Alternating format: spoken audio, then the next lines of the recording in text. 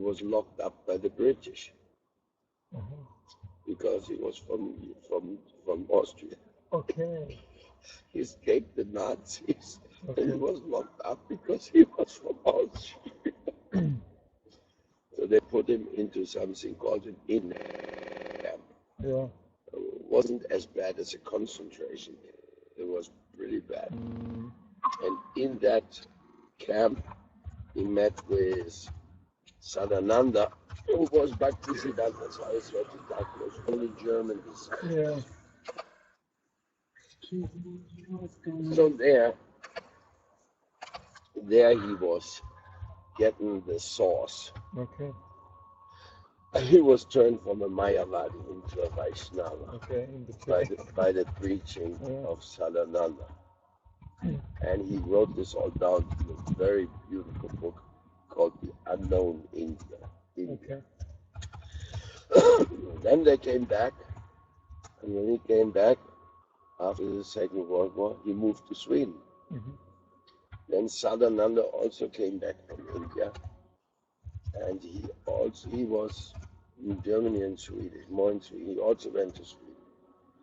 So then they wrote a few books. Indische Gottesliebe, Sinn des Lebens, Sri Krishna Chaitanya, sein Leben und Werk.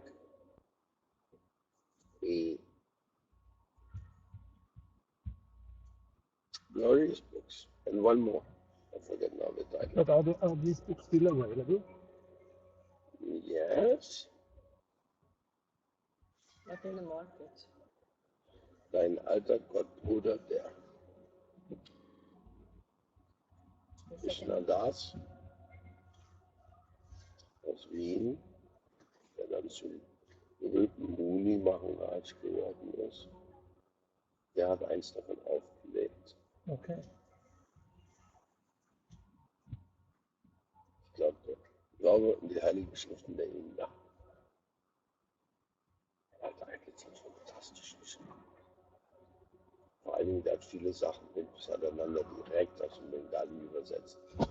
Da ist eine ganz andere, kommt was ganz anderes durch als über die englische Übersetzung.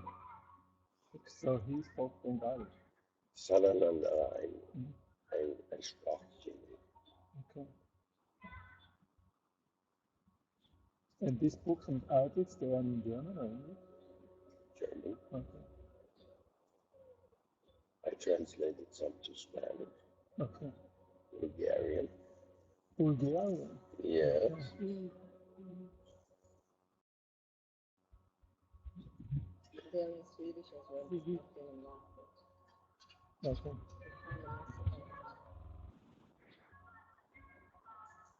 I can't believe a guy like him, he has not heard about Walther. No, I've heard about him. I knew the story that he was trading, but I have forgot. Absolutely beautiful books. 100% enlightened.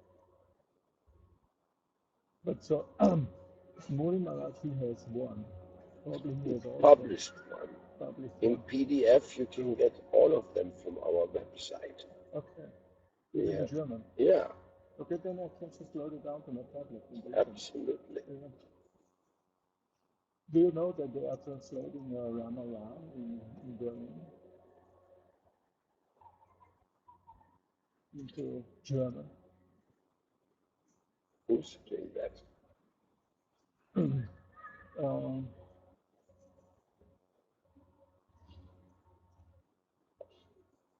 Good morning, Anthony.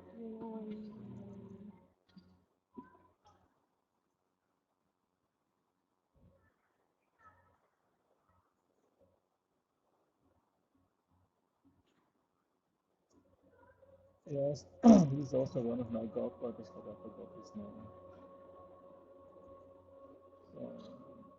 Something with stupid. I wanted to bring the book to show it to you, but I forgot now. Ramayana. Ramayana. Prints it in German. In German, yeah. And it's like addition which is tries to be very original. Yeah, I'm not aware who's doing that. But there's creative devotees almost everywhere doing far out things. Anyway, I'll read a little bit about this.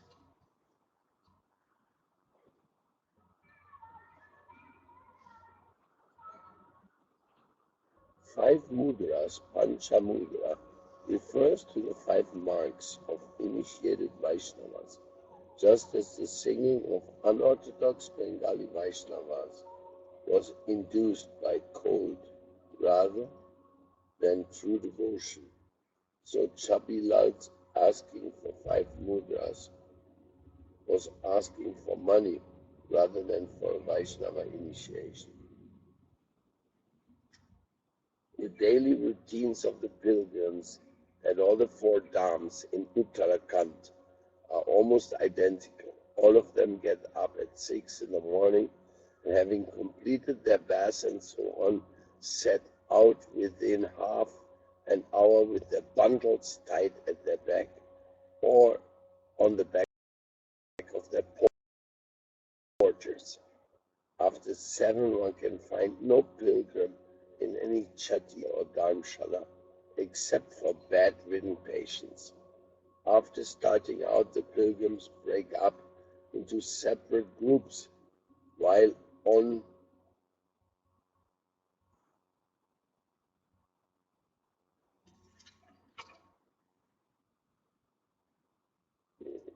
walking on towards their respective destination.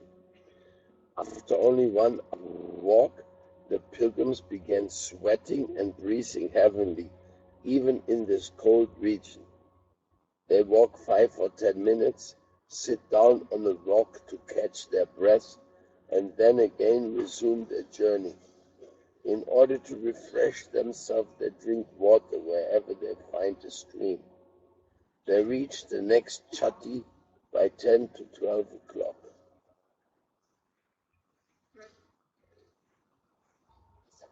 Jaya Prabhupada, Jaya Prabhupada, Jaya. Are they in the mountains or what? Where are they? Going around Kala or what is this? Huh? Where are they? This is Himalaya pilgrimage description of one Maharaj. Are they surrounding Kala? Coming in a second.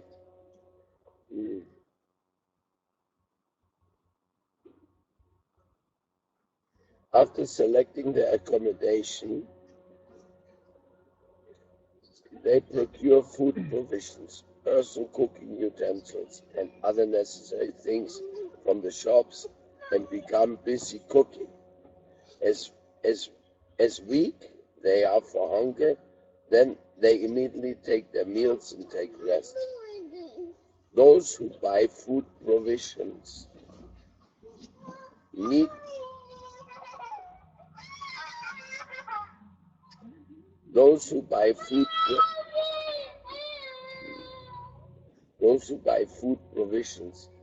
not pay for the utensils, but after cooking and eating, they clean the earthen pots and return them to the shop owners. The same actions are repeated when they reach the next chatti and rest overnight there. All the chattis remain desolate from 5 or 6 in the morning to 11 or 12 at noon, and again from 4 or 5 in the afternoon. It is at midday and at night that the chattis become crowded. The daily life of most of the passengers is thus narrated, climbing the mountains with the help of their sticks in the mornings and evening, cooking, eating, and sleeping. At any rate, also we had got shelter at Gangani Dharmshala for that night. A Bengali Vaishnava ascetic and his female partner had taken shelter with us, and their melodious songs and music of the Ektara destroyed any chance of sleep. Perhaps the devotion of the 2 Vaishnavas were enthused by the extreme cold. Shabilal had already spent the money I had forwarded him, so now he asked for 5 mudras of his own, that is 5 coins. Maybe his 5 mudras were the 5 flavors of sweets. Of course, I gave him the money from his stock with me that he would receive on our return to Rishikesh. In the morning of the 28th of May, I walked 8 miles along the bank of the Yamuna, reciting the name of Hari on my rosary. I passed Karari Chatti and reached Yamuna Chatti by the Yamuna, and ate some boiled potatoes.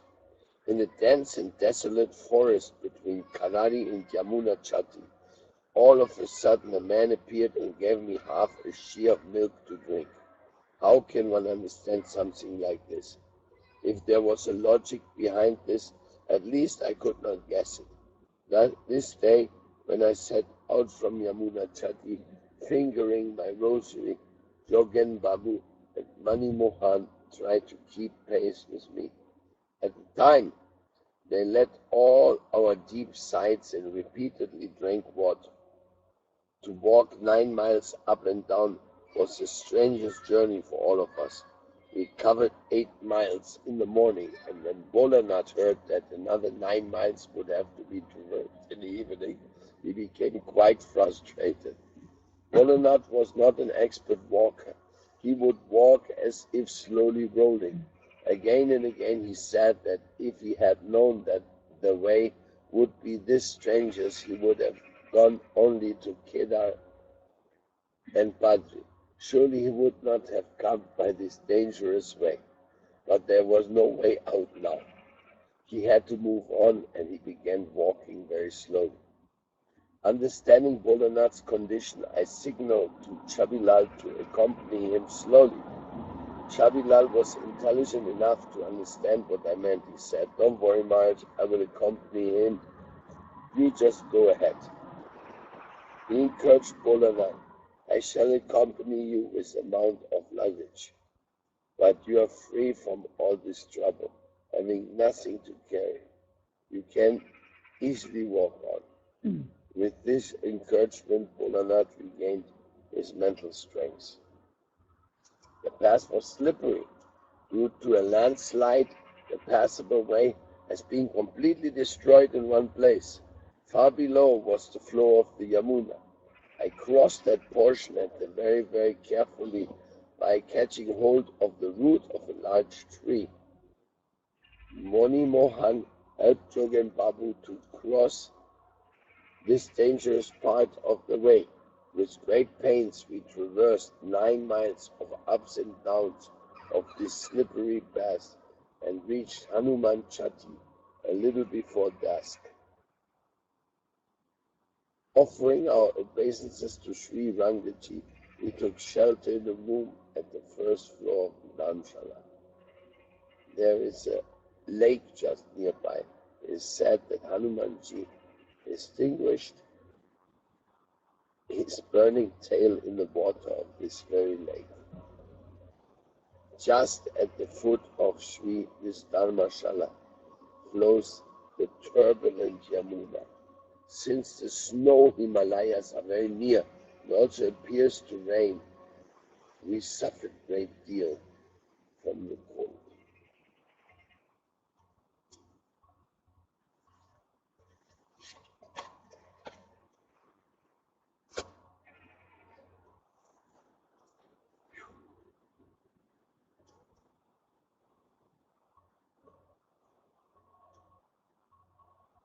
And warm in the sun immediately.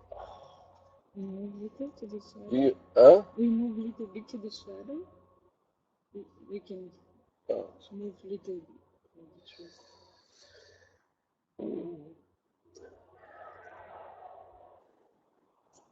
Sounds a bit like north of Sweden, no?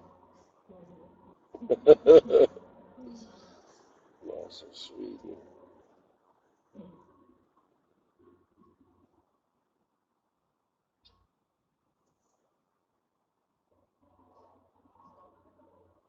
Since we had to endure A lot of trouble and fatigue that day. I asked Manimohan by a note to procure 4 shears of milk. A tall and exquisitely graceful man had come along with his daughter, 8 or 9 years old and pretty as a doll, to sell milk from the Dharmshala.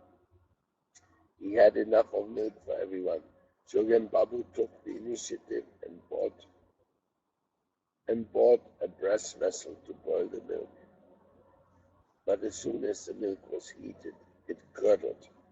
Thinking that the milk had been old, Yogen Babu became furious and began to rebuke the man in fighting. Began to rebuke the man in filthy language and was even about to physically assault him. Seeing the extremely ugly sight and hearing what was said, I set aside my rosary and stopped the old Brahmin. The handsome and godly man began to plead with folded hands. Maharaj, please believe me, the milk was perfectly fresh. I was very much ashamed and hurt by Yogan Babu's ugly behavior. I tried to appease the man by begging pardon of him with folded hands. In order to prove himself honest, the man took another 2 shear of milk from his own vessel and boiled it in another pot. He gave it to me.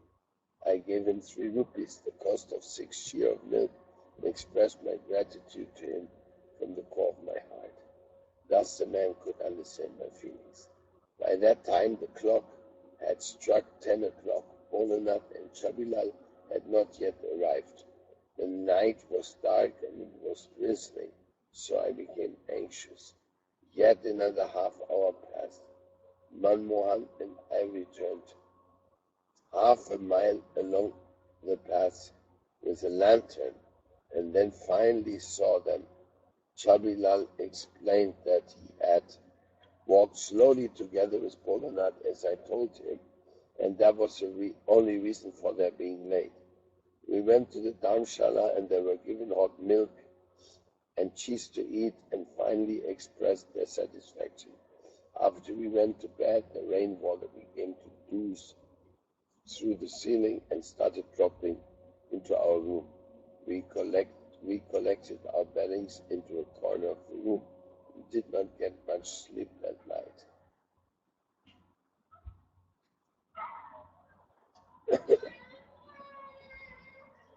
It still rained in the morning of 29th of May. It being a courtesy, all of us only ate half a shear of potatoes and some excellent ghee. We started from Hanuman Chatti at 2 in the afternoon. After 3 miles of walking, we reached Karari. Here live 50 Panda families of Yamunotri.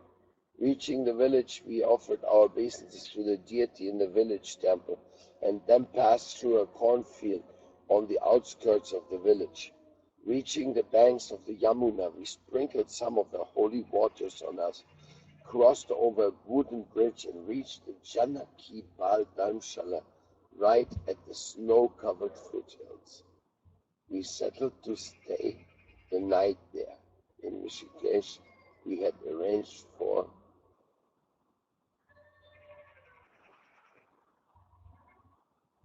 Kishanduta Jayananda Rameshwara to be our Panda at Yamunotri. He lived here in Karari, came to meet us at the Dharmshala. He would follow us on to Yamunotri. Thus far I had successfully walked a very long and strenuous way, chanting the Mahamantra of Krishna's name. Today was Ekadasi, the holy Madhavi day, mother of devotion. Next morning I would reach Sri Yamunotri, Suryalok. I would have the chance to offer my obeisance to the sun god and his daughter Yamuna at the very place of her birth. I hope that my painful travels for the last 18 days, eating only fruits and sleeping on the ground, keeping silent, the pains of the mountain pass, and above all, by the grace of my preceptor, all the time chanting Krishna's name would be counted as pure devotion and be fruitful. Thinking like this gave me an unearthly pleasure. Through the window of the Dharmshala, one could see white snowy mountains, peaks, without number.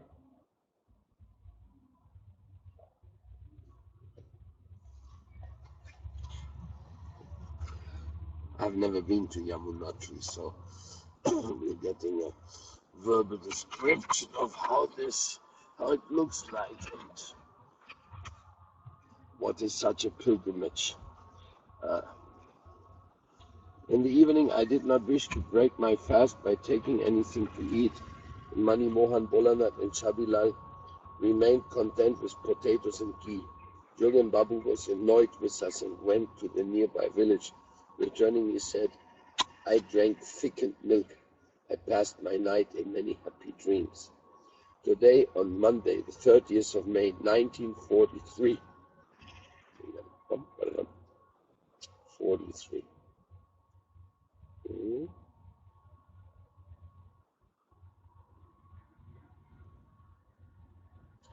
the middle of the World War.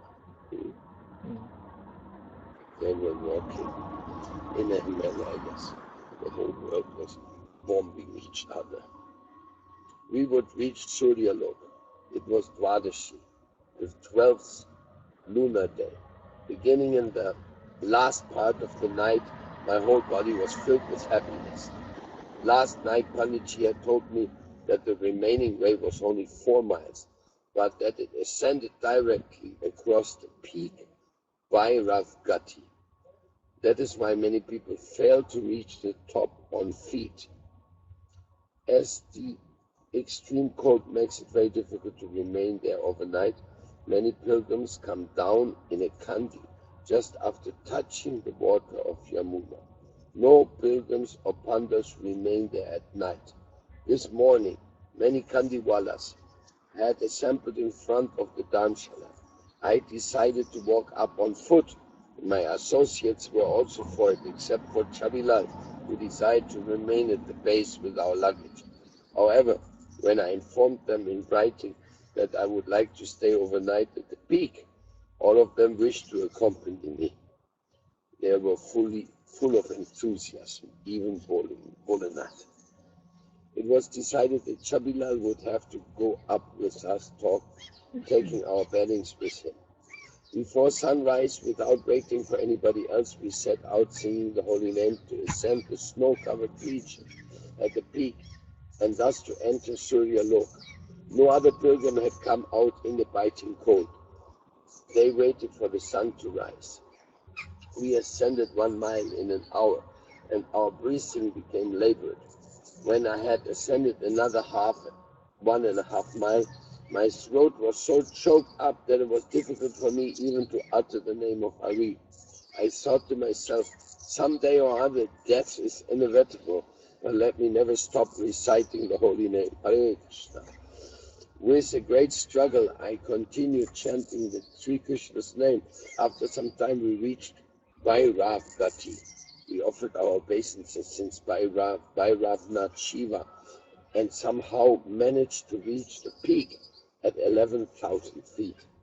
All around, we would only see snow-covered mountain ranges. 1/2 mile below us was a small valley with 2 or 3 tin houses, and there I saw Goddess Yamuna descending a wall of snow and ice. Understanding the valley below to be the origin of the Yamuna, I wasted no time. With the sun in front of me, I descended into the valley and carefully crossed the bridge of stone boulders across the Yamuna. I could see vapor billowing up from beneath some large boulders, and at the foot of them were 2 hot springs, one after another. I decided that I would take baths in the hot springs and then continue on to offer my obeisance at Mukharavinda, the very place where the water of the Yamuna appears. Like a madman, I took off the bundle on my back, removed the warm clothes that I had been wearing, and ran towards the hot basin. But what did I see? In the tranquil region surrounded by snow-capped mountain ranges and vast, complete, desolate region, where no people lived and no pilgrims had yet appeared, an exquisitely beautiful goddess in her teens sat on the steps of the basin and washed her feet in the holy water. Besides her sat a girlfriend on the same age, and they laughed and joked with each other. At the other basin beside them, their maid told them some secret in a sweet voice, and the first two burst out in laughter. The daughter of the sun was an unprecedented beauty. Her whole body was covered with divine ornament, and when she laughed, her glittering earrings swung to and fro and hid her cheeks. Her thick, disheveled black hair fell down over her exquisitely golden back. Seeing these heavenly girls, I remained silent and carefully got down into the basin, uttering Krishna, Krishna, Krishna. Since I had previously bathed in the springs of Rajagiriha, I had some experience of hot water, but this water was much warmer.